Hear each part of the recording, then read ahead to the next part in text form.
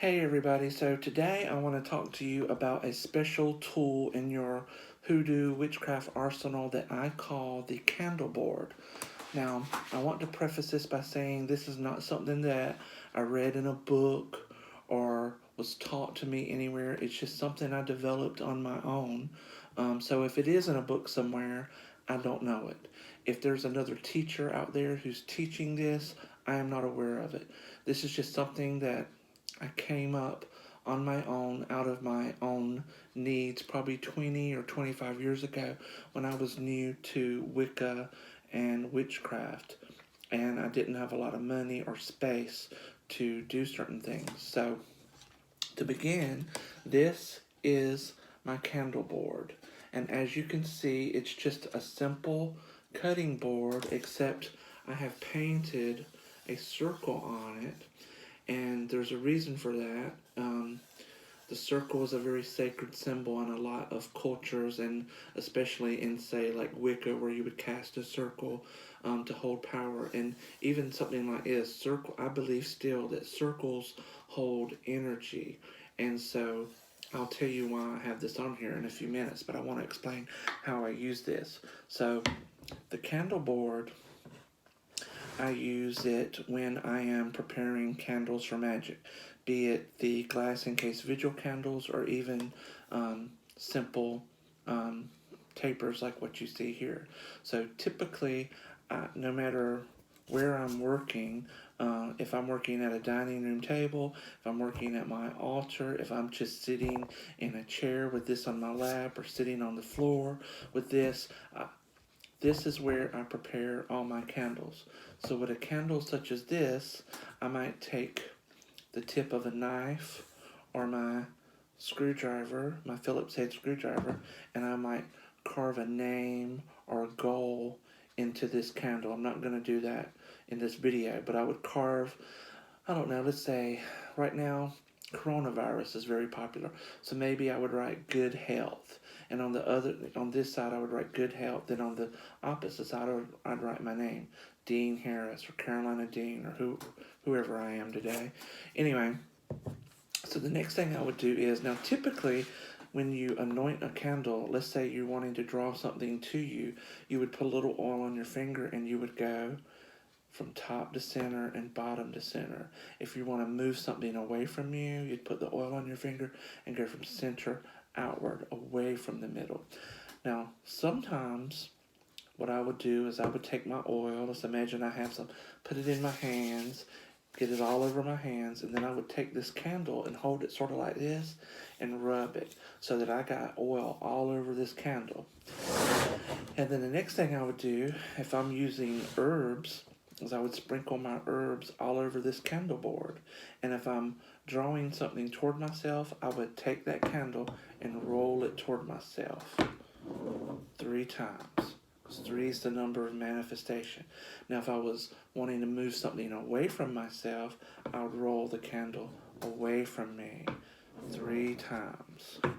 And what will happen is, because you got all that oil on your candle, those herbs and powders will stick to your candle. So now you have your prepared candle, and then what I would do is I would put this candle in a candle holder and put it in the center of that circle, because again, circles hold energy. And then I would pray or say my incantation or what have you over this candle. Now again, with the circle here, the circle also acts as sort of a guide if I wanted to put something now. So one of the things I was taught is to prevent bad people or negative people from interfering in your candle spells is to put a circle of salt around your candle. So I might use this circle here as a guide to pour salt.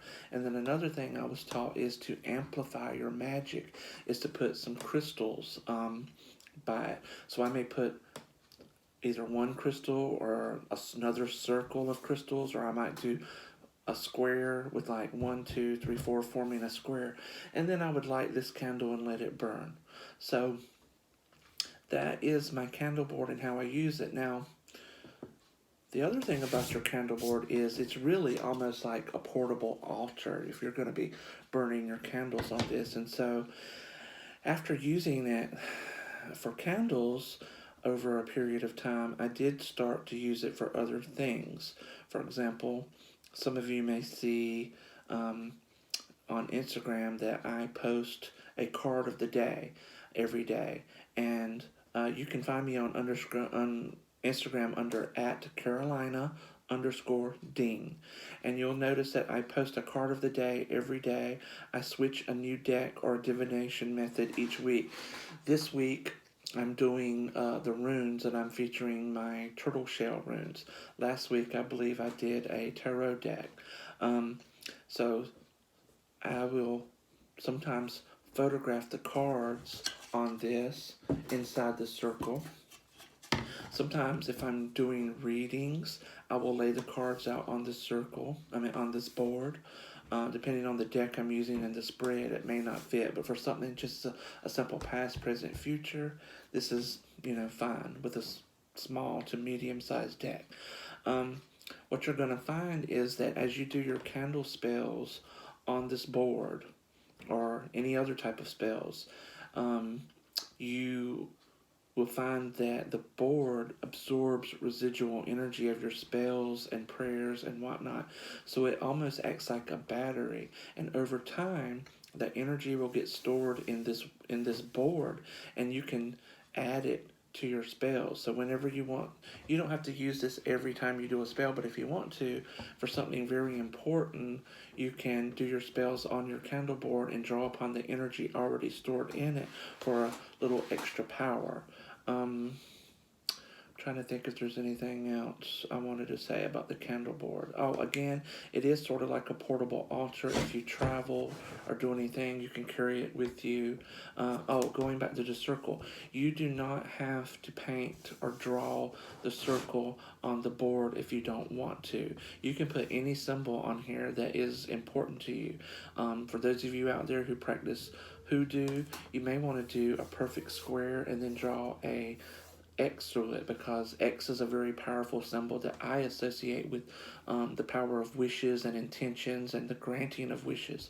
And you could set your candle up in the center of that X where the two lines meet. Also, the four corners and the center of that symbol would be your quincunx, or your 5 spot. You could even do a 5 spot on this, where you put two dots, and a dot in the center, and not even connect them with lines. Whatever symbol is important to you, is sacred to you, you can put on your candle board, or you can choose to just let it be as plain as it is when you purchase it. The last thing I want to mention is that I would not use this your candle board, as a regular cutting board, unless you're cutting up and grinding herbs for your spells. I wouldn't use this to cut the fat off your pork chops or cut your potatoes up into french fries or anything like that. I would use this strictly for magic and preparing magical things, maybe even readings. You can throw dice on here. You can throw bones on it depending on the size of your board, things of that nature. But again, keep it magical. Have a separate cutting board for your kitchen. So anyway, that is the candle board, how I use it, and how I am sharing that information to you now. I hope you enjoyed this video. Don't forget to hit the like button and subscribe, and you can share this video on your social media.